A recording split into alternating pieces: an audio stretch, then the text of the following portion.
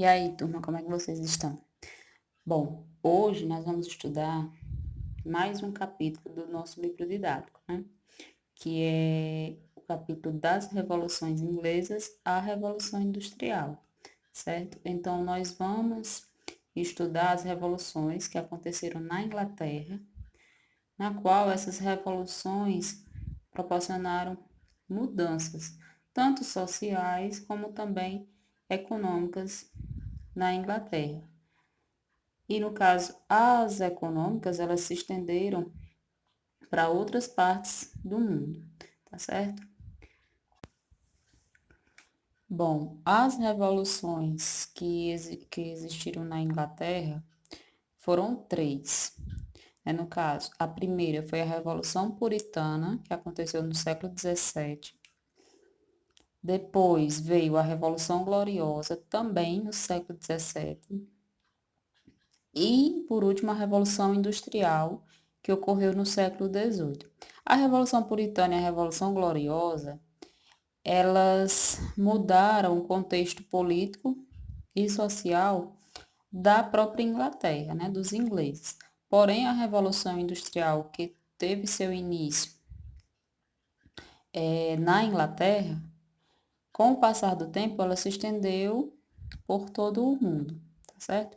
Então, a gente vai estudar essas três revoluções, lembrando que, assim como a história, nós não devemos compreender apenas os fatos, mas sim o processo de transição de um processo para outro, o que mudou, o que ainda continua existindo, e também como esses processos nos afetam na contemporaneidade. Essas revoluções também a gente deve entender dessa forma.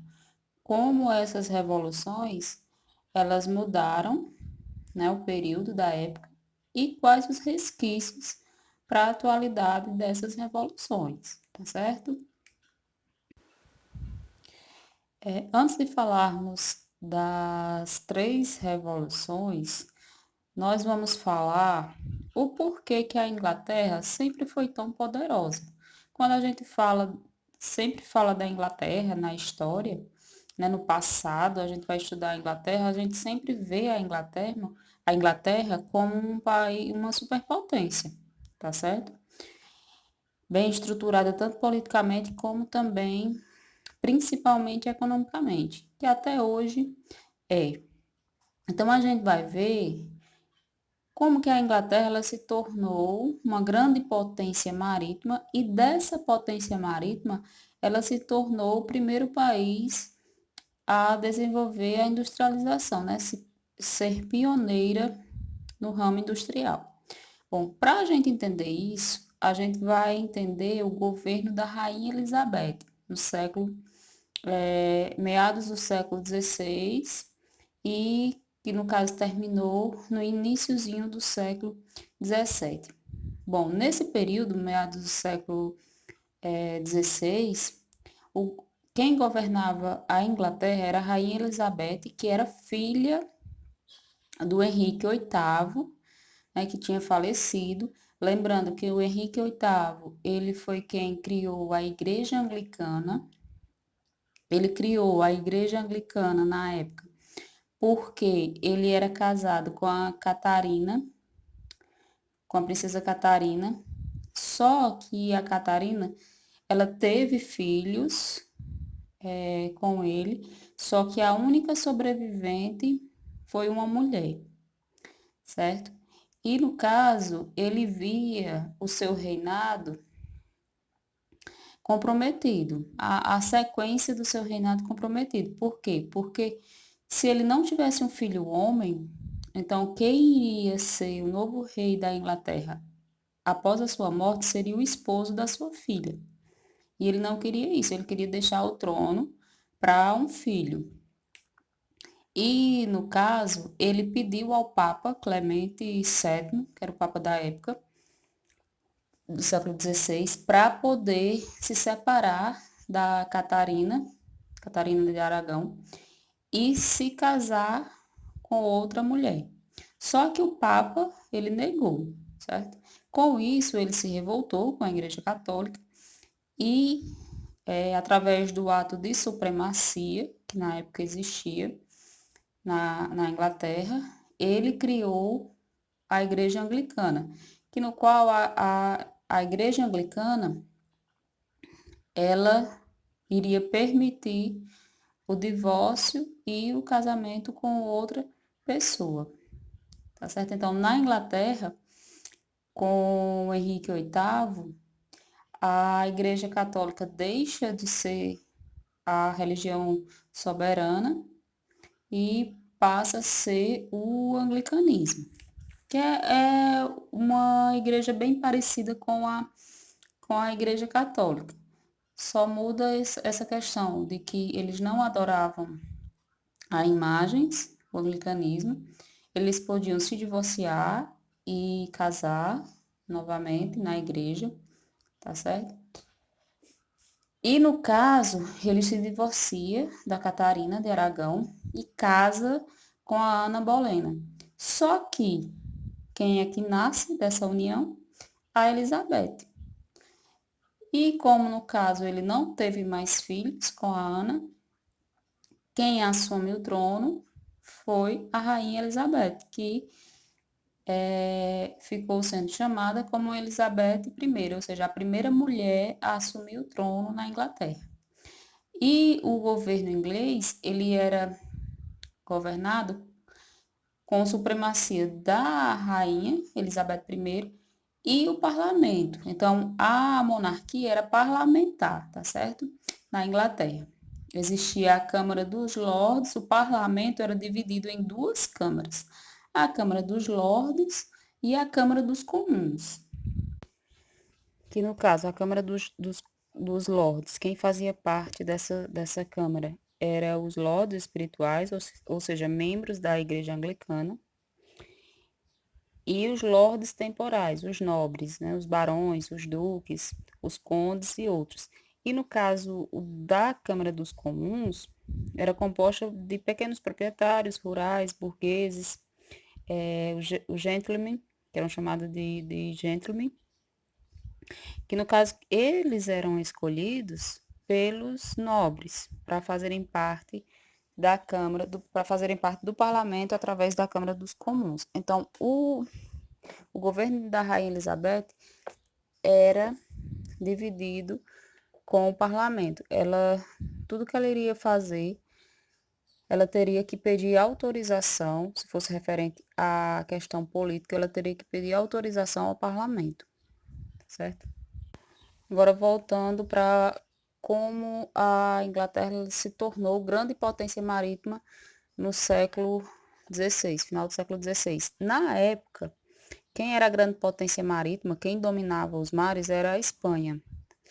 E era desejo da Rainha Elizabeth, assim como da burguesia mercantil, ou seja, dos comerciantes, se tornarem uma grande potência marítima. Foi aí que a Rainha Elizabeth, sempre trabalhando em acordo com o parlamento, ela passou a conceder empréstimos para a burguesia mercantil, ou seja, para os comerciantes mercantil, tá certo? Para que eles pudessem construir navios ou comprar uma grande frota de navios. E assim aconteceu. Através desses empréstimos, a burguesia mercantil, eles conseguiram aumentar a frota de navios e começaram a se lançar ao mar para poder pegar matéria-prima e também para vender produtos que já fabricavam ali na Inglaterra. E também a Rainha Elizabeth, ela concedeu monopólios à burguesia, tá certo? Que monopólios, no caso, era o direito legal de alguém ou um grupo ou um país em ser o único a ter o direito de comercializar um determinado produto ou então explorar uma determinada terra, tá certo? Ela foi concedendo monopólios. E com isso ela foi também aumentando o seu prestígio diante da burguesia. Incentivou também a ação de corsários, que o que eram corsários? Corsários eram os piratas. Então, não de uma forma, vamos dizer assim, legal, né? É explícita, mas ela incentivou a ação de corsários, que eram piratas que se lançavam ao mar e saqueavam os navios dos outros países que estavam ali tentando vender seus produtos ou que tinham ido comprar matéria-prima em determinado local. Ela também custeou, né, financiou expedições de exploração de terras no Novo Mundo, ou seja, ela financiou a exploração de terras na América, que era considerado o Novo Mundo no período. Só que com isso, com tanto investimento, ela começou a se endividar. Foi aí que ela foi pedir ajuda ao parlamento, porque ela tinha emprestado dinheiro da própria coroa, tá certo? E o parlamento, como recebia os impostos reais, eles eram quem administravam, ela pediu ajuda ao parlamento, o parlamento negociou, né, no caso, as dívidas da Rainha Elizabeth e ela foi conseguindo administrar o seu reinado em grande estilo. E a Rainha Elizabeth também estimulou o desenvolvimento das manufaturas e do comércio, ou seja, ela estimulou, através de empréstimos, de concessões de monopólios, a fabricação de manufaturas, ou seja, produtos que eram fabricados através de máquinas, de máquinas pequenas, né, em pequenas propriedades, ou também produtos que eram fabricados à mão, ou com pequenas máquinas, porque na época a indústria ainda não tinha se instalado, ou então através das mãos dos artesãos. Então, ela investiu na produção desses produtos e na venda, ou seja, no comércio. Tudo isso, todas essas medidas feitas, realizadas pela Rainha Elizabeth no final do século XVI,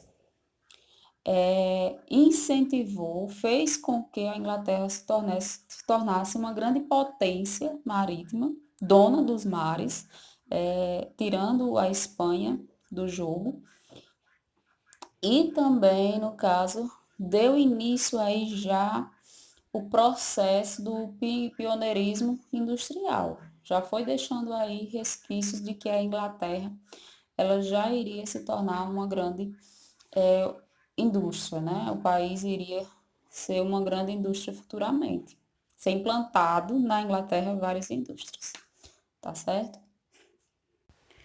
É importante lembrar que durante o governo da Rainha Elizabeth, mesmo com algumas dificuldades passadas por ela, através dos empréstimos que ela realizou, mas com a ajuda do parlamento, ela conseguiu vencer as dificuldades e tinha bastante prestígio diante da sociedade.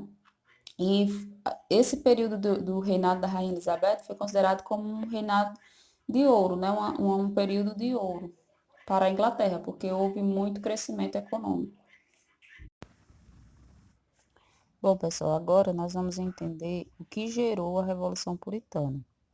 No caso, quando a Rainha Elizabeth morre, ela não deixa herdeiros, colocando fim à dinastia Tudor e dando início à dinastia Stuart. No caso, a dinastia Stuart teve início porque quem teve que assumir a coroa real na Inglaterra foi o primo da Rainha Elizabeth, que era o Jaime Stuart, que já era rei na Escócia e era o parente mais próximo da Rainha Elizabeth, que estava vivo, já que ela não teve filhos. O Jaime Stuart, que já era rei da Escócia, passa também a ser rei da Inglaterra, recebendo o título de Jaime I. Depois de sua morte, quem assume a coroa inglesa é o seu filho, Carlos Stuart. No caso, ele assume o trono da Inglaterra como Carlos I e também se torna rei da Escócia. Agora que vocês entenderam como surgiu na Inglaterra a dinastia Stuart, nós vamos entender por que esses dois reis da dinastia Stuart fizeram com que a Revolução Puritana acontecesse. Bom, tanto Jaime I como seu filho Carlos I eram apoiadores do direito divino dos reis.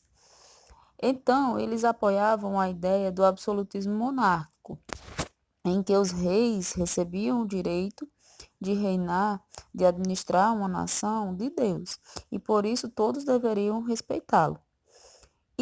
Essa ideia aí já começa a desagradar o parlamento, que, no caso, o parlamento já começa a prever uma possível dissolução. Eles já começam a prever que o rei, no caso, desde lá do Jaime I, que foi o primeiro da dinastia Stuart, ele já vai tentar fazer com que o parlamento ele acabe. Lembrando que essa forma de governo absolutista, totalmente absolutista, já não era mais utilizada na Inglaterra, desde a Rainha Elizabeth, que governava em conciliação com o parlamento. Esse fato de que a Inglaterra estava sendo governada por um rei com ideais absolutistas não desagradou apenas os membros do parlamento, mas também desagradou aqueles que pretendiam chegar ao parlamento ainda, como a burguesia e a gentlemen, que no caso eram a classe média alta da Inglaterra, e que no caso eles sonhavam em fazer parte, serem escolhidos para fazer parte do parlamento na Câmara dos Comuns, já que o parlamento era dividido em duas câmaras, a Câmara dos Comuns e a Câmara dos Lordes. Outra parte da sociedade que não ficaram contentes quando o Carlos I ele assume o trono da Inglaterra foram os puritanos, porque o Carlos I era casado com uma mulher católica e aí os puritanos começam a ser perseguidos pela coroa inglesa. Para vocês entenderem quem eram os puritanos, hoje nós temos, vamos dizer assim, os católicos e os evangélicos, então que anteriormente eram chamados de protestantes. Então, na Inglaterra, esses puritanos, vamos dizer que são os evangélicos de hoje, né? Lembrando que na Inglaterra prevalecia a Igreja Anglicana, que foi criada pelo Henrique VIII, e a Igreja Católica, tá certo?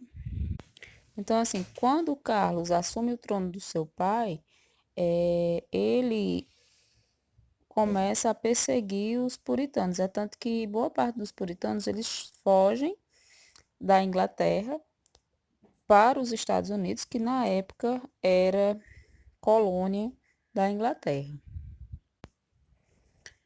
Então, assim, se nós formos enumerar as causas da Revolução Puritana, nós temos aí o absolutismo monárquico, que no caso desagradava o parlamento, o desejo da burguesia e da gentlemen em fazer parte do parlamento na Câmara dos Comuns, que estava sendo ameaçado pelo absolutismo monárquico, e a perseguição aos puritanos.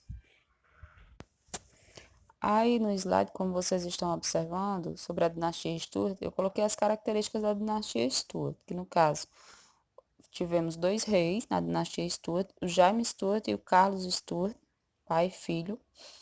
Os reis eram defensores do direito divino dos reis.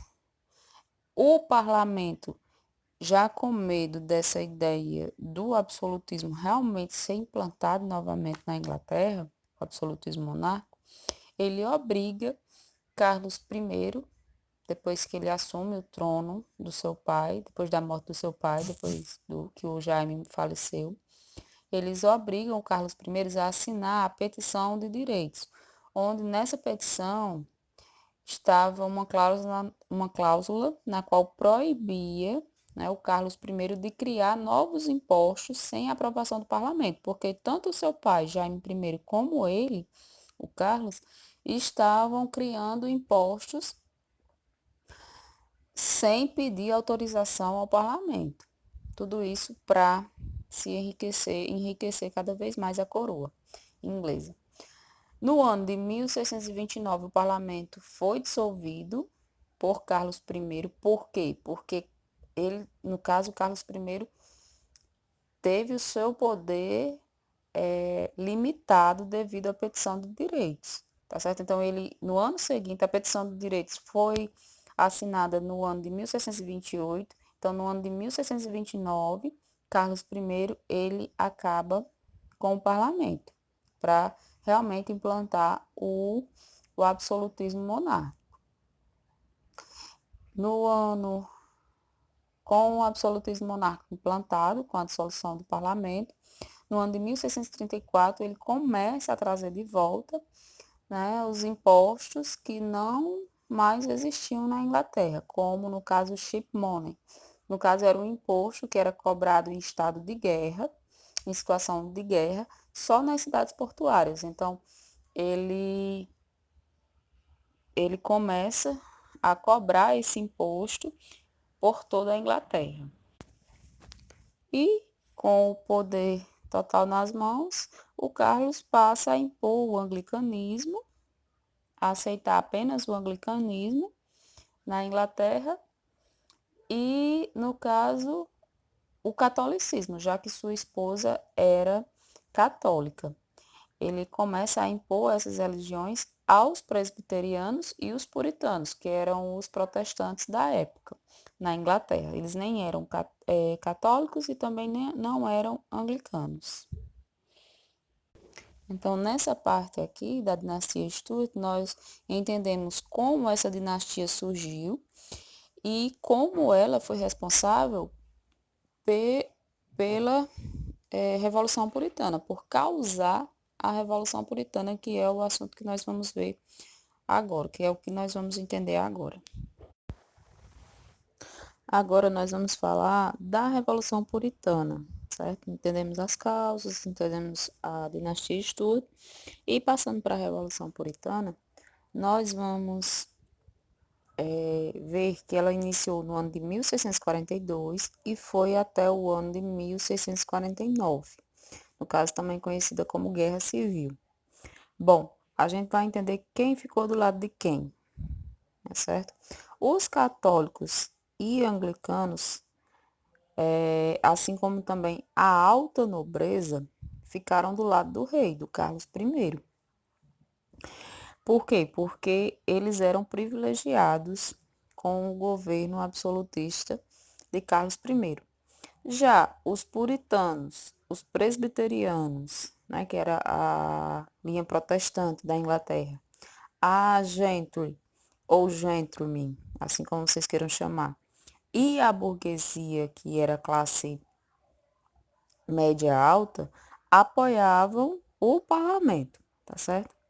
De início, o exército do Carlos I, o exército real, ele começou a vencer todos os conflitos entre o parlamento e a coroa inglesa. Só que, assim, diante de tanta derrota, né, do exército do parlamento, surge aí um nome muito forte para liderar o exército do parlamento, que no caso é o Oliver Cromwell. E o Oliver, ele vai criar o exército chamado o New Model Army, que é o novo modelo de exército pertencente ao parlamento, que no caso ele vai organizar o exército de uma maneira inovadora, com critérios de promoção por mérito. Por quê? Porque assim, as pessoas como estavam vendo o exército do parlamento passar por muitas derrotas diante do exército real, então eles estavam com medo de lutar, né? Estavam desmotivados em lutar no exército do parlamento. Então o Oliver, ele nesse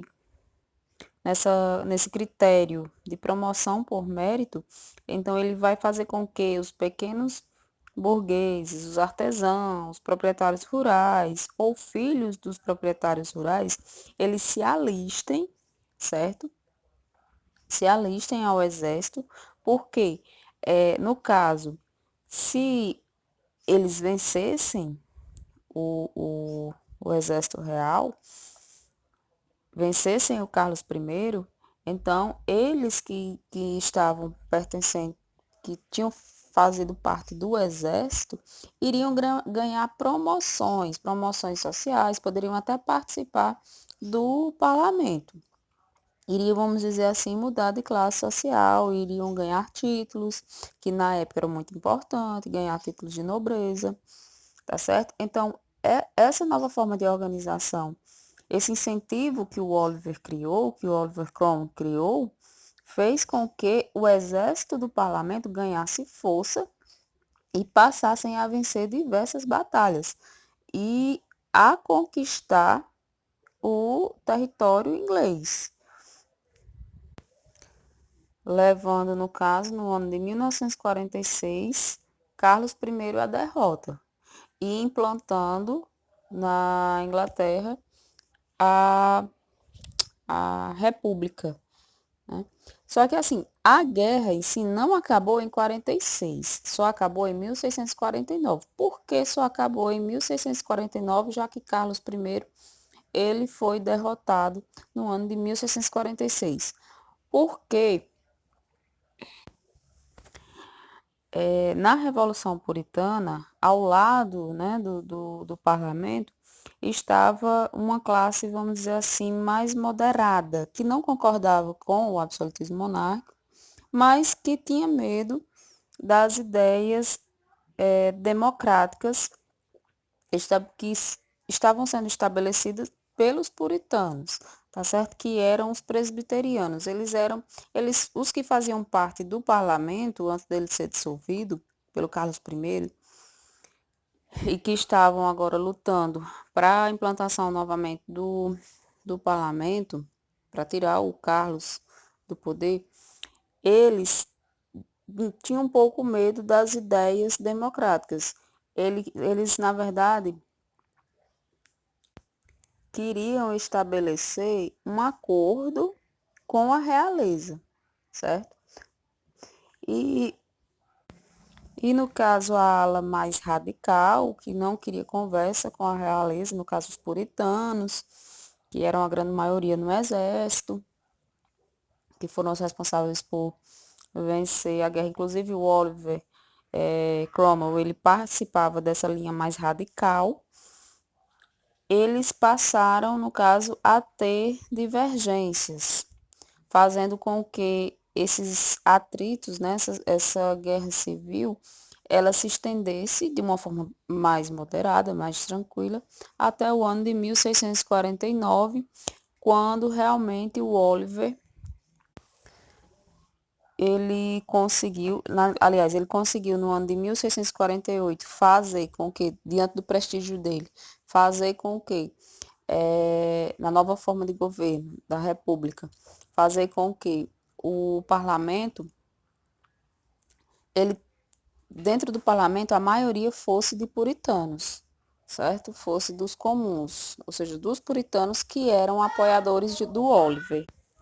E no ano de 1649, no caso, o Oliver, ele, ele passa a ser o comandante-maior, né, da República. A administração republicana da Inglaterra passa a ficar na mão do Oliver. O Oliver, ele passa a ser o chefe de governo e do exército, e ele manda decapitar o Carlos I, para que, no caso, evitasse uma nova sublevação real na Inglaterra. E também temendo, né, a Câmara dos Lordes, que tinham medo ali da ação mais democrática, eles conseguirem ter novamente mais poder no parlamento, ele acabou com a Câmara dos Lordes. Ele deixou só os representantes da Câmara dos Comuns, que eram os seus apoiadores, né, os puritanos, no poder do parlamento, fazendo com que o parlamento deixasse de ser bicameral, duas câmaras, no caso a dos lords e a dos comuns, e sendo agora, em 49, só a unicameral, uma única câmara, que é a Câmara dos Comuns, apoiadores do Oliver Cromwell. Bom, agora nós vamos falar da República de Oliver Cromwell, né? O período em que ele passou a administrar a Inglaterra através de um regime político republicano. Bom, como eu falei para vocês anteriormente, Oliver Cromwell assume as decisões administrativas e militares da Inglaterra. Com isso, ele faz um acordo com a Escócia, porque o Carlos I, quando perde a Revolução Puritana, ele foge para a Escócia, que vocês lembram que eu falei anteriormente, lá no início, que ele também era rei da Escócia. Então, ele pede abrigo à Escócia, só que a Escócia, vendo o poder de Oliver, do seu exército, ele faz um acordo com a Inglaterra, com o Oliver, e a Escócia, ela entrega o Carlos I à Inglaterra. E é aí que o Oliver, ele tendo o poder militar e político da Inglaterra, ele ordena a morte do Carlos I. E temendo, no caso também, vamos dizer assim, a ressurreição da Câmara dos Lordes no parlamento, porque quando ele assume o poder, a Câmara dos Comuns, ela ganha bastante representantes puritanos, a maioria do parlamento é representado pelos puritanos, pelos comuns apoiadores de Oliver, então ele acaba com a Câmara dos Lordes e deixa uma única Câmara, né? No caso, a unicameral, que é a Câmara dos Comuns. Tudo isso porque sabia que essa Câmara do Parlamento iria apoiá-lo, iria continuar apoiando. E, no caso, a partir disso, o parlamento, uma parte do parlamento já começa a temer o Oliver, no sentido que ele já vai, assim, centralizando um pouco o poder na mão dele, ao invés de seguir a linha de descentralizar o poder, né? Como no caso estava sendo previsto durante a Revolução Puritana. Mas mesmo assim, o Oliver ele ganhou grande popularidade porque durante o seu governo, a economia da Inglaterra, ela teve um excelente crescimento, certo? No caso, ele as taxações arbitrárias que foram criadas pelo Jaime I e pelo Carlos, elas foram extintas, né? Ele determinou que elas não iriam mais existir. Isso para a burguesia, para a camada dos camponeses, foi um alívio, porque a quantidade de impostos que eles estavam pagando para a coroa inglesa era altíssima. Então, no período republicano, Oliver, ele acabou com esses impostos. E ele também, no ano de 1651, Oliver cria os atos de navegação, que esses atos de navegação foram muito importantes para alavancar de vez a economia inglesa. Como funcionava esses atos de navegação? Bom, a partir do ano de 1651, todo produto que fosse entrar, ou seja, ser importado para a Inglaterra, que fosse chegar à Inglaterra, tinha que chegar através de navios ingleses, através da frota inglesa. Consequentemente, né, quem iria vender internamente esses produtos na Inglaterra eram os comerciantes ingleses e não comerciantes de outros países. Então, esse ato de navegação fez com que ocorresse um grande desenvolvimento desses comerciantes, dessa burguesia. tá certo? Na Inglaterra. Aí, quer dizer, nesse período dos atos da navegação já foi mais um impulso, né, para que a Inglaterra se tornasse a pioneira na industrialização, porque o comércio ele se desenvolveu, consequentemente, a manufatura também se desenvolveu. Só que no ano de 1653, Oliver ele resolve dissolver o parlamento, ou seja, acabar de vez com o parlamento. Ele já tinha acabado com uma das câmaras, a Câmara dos Lordes, e ele resolve no ano de 1653 acabar com a Câmara dos Comuns e se torna um ditador. Então, ele aí no ano de 1653, ele vai totalmente contrário aos ideais da Revolução Puritana pela qual ele lutou, né? Que no caso, ele lutou na Revolução Puritana para acabar com a centralização do poder na figura do rei. Então, ele não era rei, mas ele se torna um ditador e tem, em 53, todo o poder em suas mãos. Ele consegue dar continuidade essa república ditatorial. Por quê? Porque a economia na Inglaterra ela vai bem. Então, ele só entrega o seu governo no ano de 1658, quando ele chega a falecer.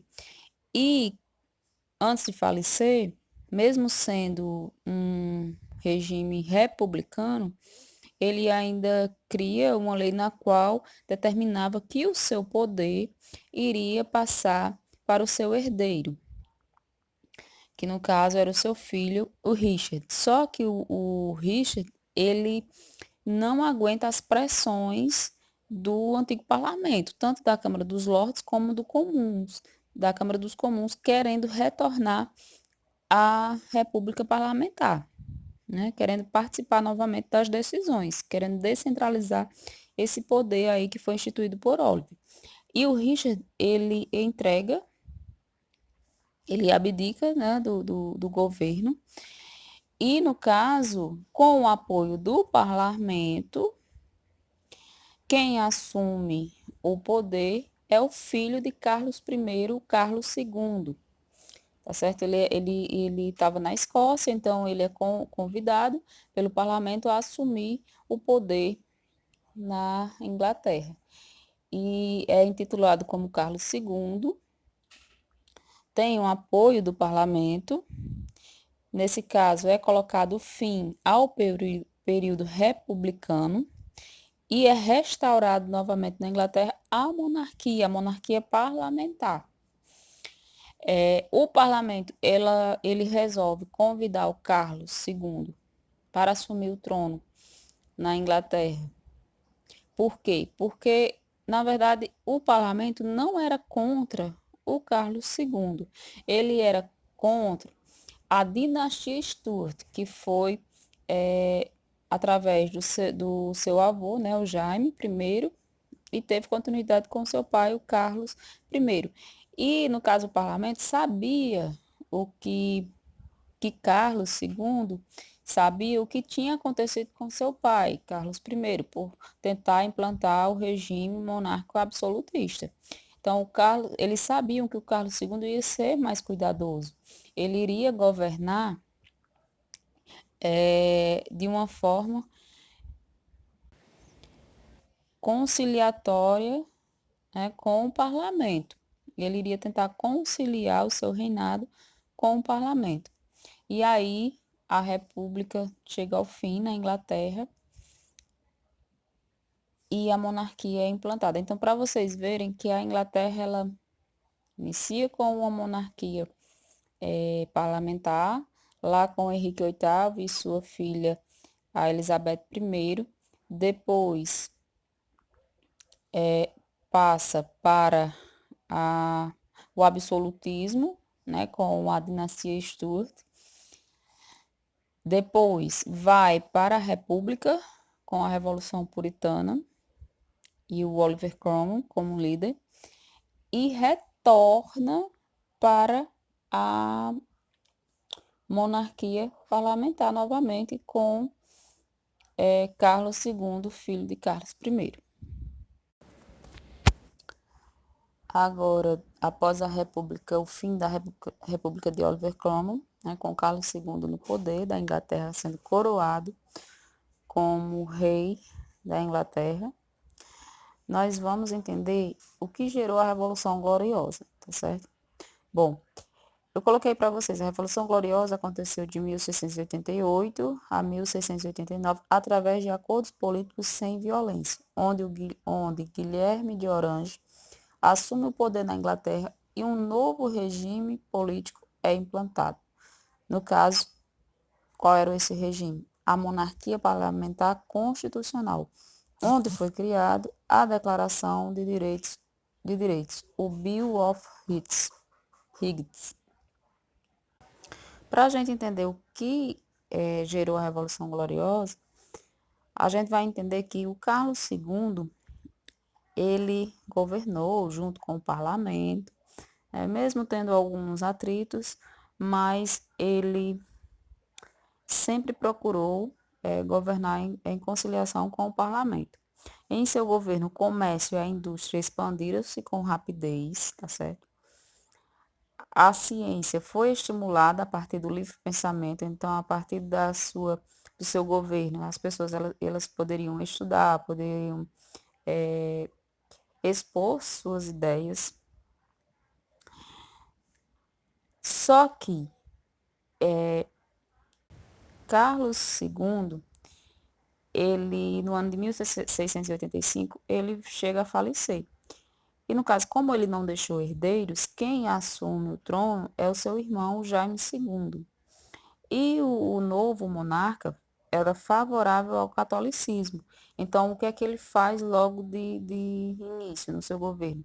Ele isenta os católicos de pagarem algumas taxas que eram bastante significativas para a Inglaterra. Ele, ele, no caso, desobriga os católicos a pagarem esses impostos. Isso causa uma revolta dentro do parlamento, certo? Foi aí que o parlamento, ele, em um acordo político com o genro do Jaime II, o Guilherme de Orange, tá certo? Que no caso era um holandês, ele que era casado com a filha mais velha do Jaime II, ele se alia ao parlamento inglês e tira o seu sogro, com a ajuda, lógico, do parlamento, da cadeira real da Inglaterra. E aí o parlamento coloca o Guilherme de Orange como rei da Inglaterra e faz com que o Guilherme ele implante na Inglaterra a monarquia parlamentar constitucional. Então, a partir do seu reinado, foi criado, na verdade, uma constituição para a Inglaterra, onde era declarado todos os direitos dos cidadãos ingleses, essa declaração foi chamada de Bill of Rights, né, no caso. Então, pessoal, a Revolução Gloriosa foi uma revolução pacífica, não houve guerra, não houve conflito. Aconteceu através de acordos políticos, tá certo? E vocês poderiam perguntar, e o Jaime II, ele aceitou sem fazer guerra? Sim, ele aceitou. Por quê? Porque ele viu o que tinha acontecido com o seu pai, né, o Carlos I, que bateu de frente com o parlamento e através da Revolução Puritana, através do Oliver, ele foi morto, tá certo? Então, a gente percebe que a Inglaterra, ela inicia com a monarquia parlamentar, passa por uma monarquia absolutista, passa por uma república, através do Oliver, retorna para uma monarquia parlamentar e termina através de uma monarquia parlamentar constitucional, certo? Que existe até hoje na Inglaterra. Aí vocês poderiam perguntar qual a diferença da monarquia parlamentar para a monarquia parlamentar constitucional. É que na monarquia parlamentar, os cidadãos eles não sabiam muitas vezes dos seus direitos e até que ponto esses direitos eram garantidos. Já na monarquia constitucional, como existe a Constituição,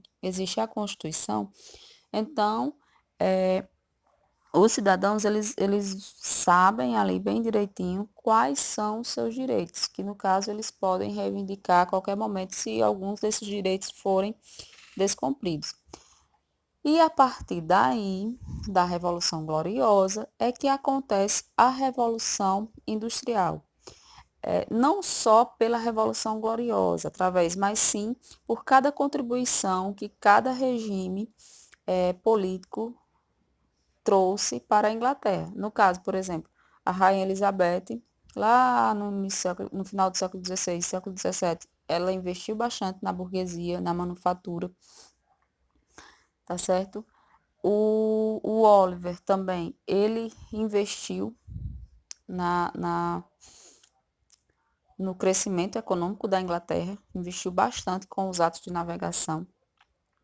O Carlos II, quando assume o poder da Inglaterra após a morte do Oliver, ele incentiva bastante a ciência, ou seja, o desenvolvimento, né, científico, assim como também ao desenvolvimento econômico. E o Guilherme de Orange, com a Revolução Gloriosa, juntamente com o parlamento, vai investir bastante na industrialização da Inglaterra, que é isso que a gente vai ver agora, Revolução Industrial.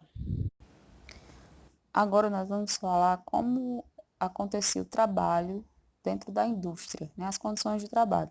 Antes de falarmos das condições de trabalho, quero só lembrar a vocês que houve também uma grande mudança com relação às cidades, né, na Inglaterra. Por quê?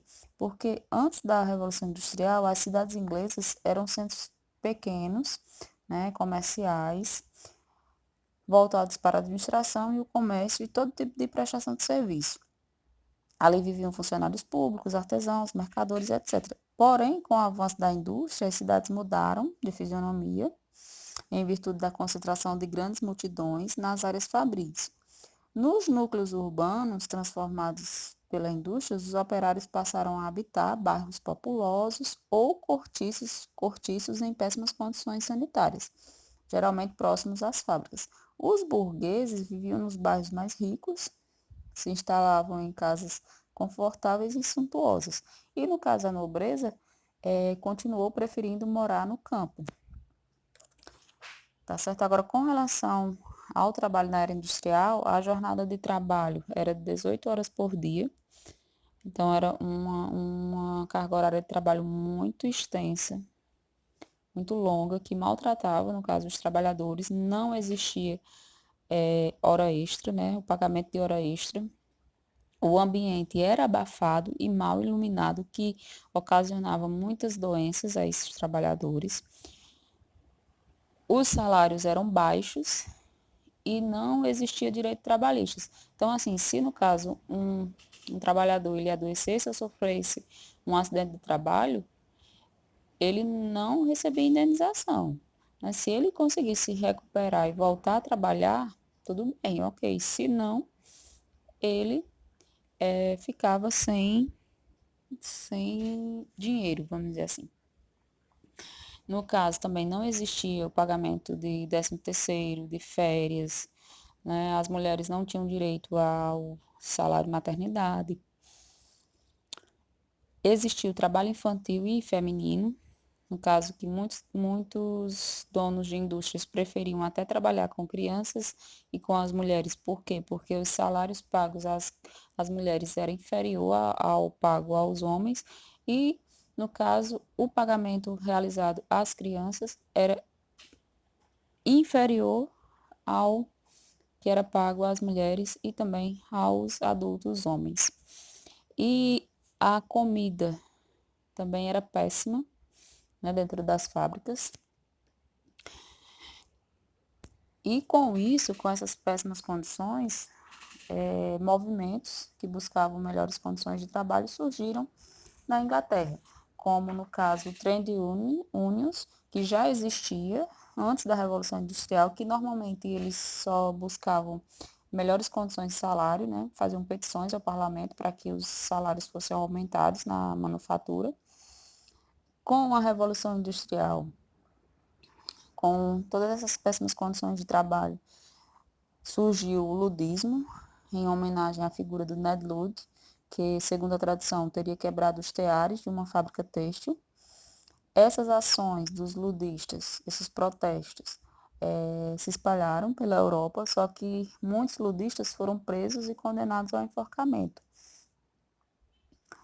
E surgiu outro movimento, o London Correspondence Society, criado em 1792, que a sociedade era organizada em pequenos grupos com cerca de 30 membros e reivindicava mudanças como a redução de jornada de trabalho, a igualdade de representação, o fim das pensões dadas às classes dirigentes e a diminuição dos impostos. Muitos membros dessa sociedade acabaram presos, enfraquecendo a organização. E diante desses movimentos que surgiram, o governo criou o Combinations Acts, leis que proibiam todas as ações de trabalhadores na Grã-Bretanha, ou seja, não poderia mais existir greves na Grã-Bretanha e na Inglaterra, nenhum movimento que fosse contra o governo, que fosse organizado por trabalhadores, não poderia mais existir. Só que mesmo diante da pressão do governo, os trabalhadores eles não se calaram. E esse Combinations Acts, que proibiam as organizações, os trabalhadores, as greves, eles foram revogados em 1825, mas foram criadas novas leis e também o direito de greve também ficou proibido. Passaram a ser consideradas, no caso, as greves passaram a ser considerados crimes. Alguns anos depois, surgiu o Grand National, o Consolidated Trades Union, primeira central de trabalhadores da Grã-Bretanha, que no caso eles conquistaram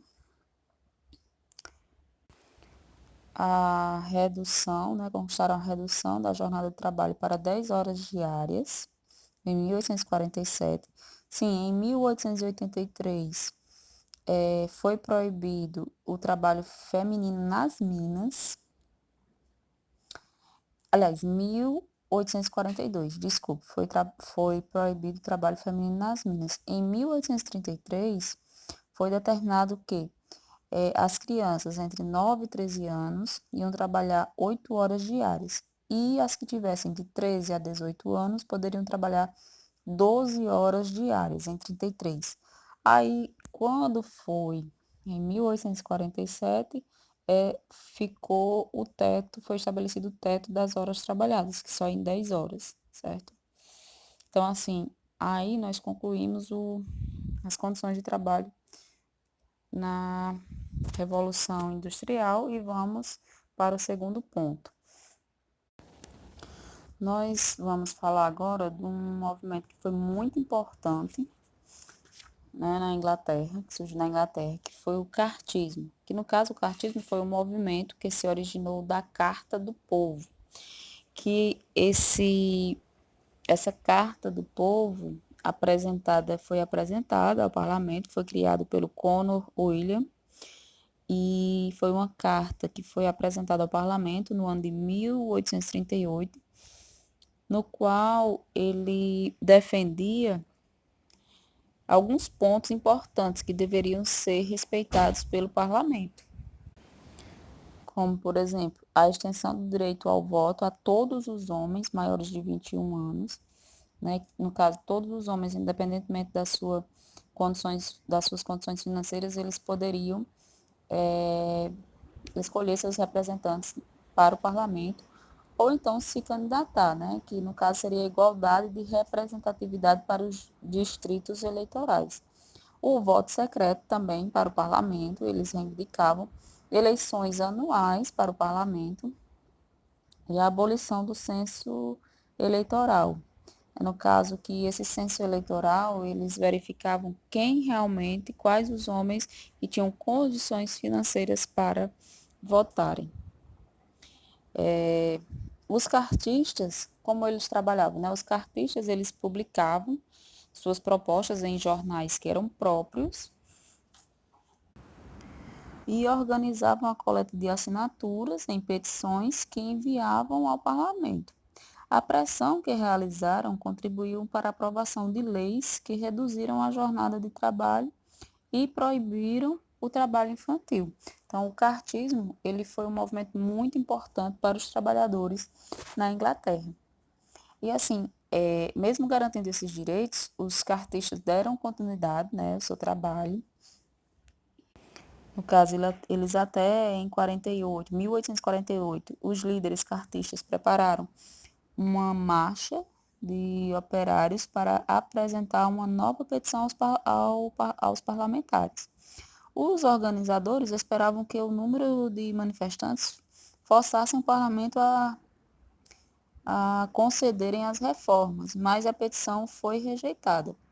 Nesse ano, revoluções e revoltas ocorreram por toda a Europa, só que o cartismo ele foi perdendo a força, mas não deixa de ter sido tão importante para os trabalhadores na época da Revolução Industrial, certo? Porque foi garantido direitos importantíssimos, como a proibição do trabalho infantil. Bom, gente, a gente encerra por aqui o nosso capítulo dessa semana, tá certo? Revoluções Inglesas. Espero que vocês tenham compreendido e qualquer coisa, qualquer dúvida, só é me perguntar. Tchauzinho.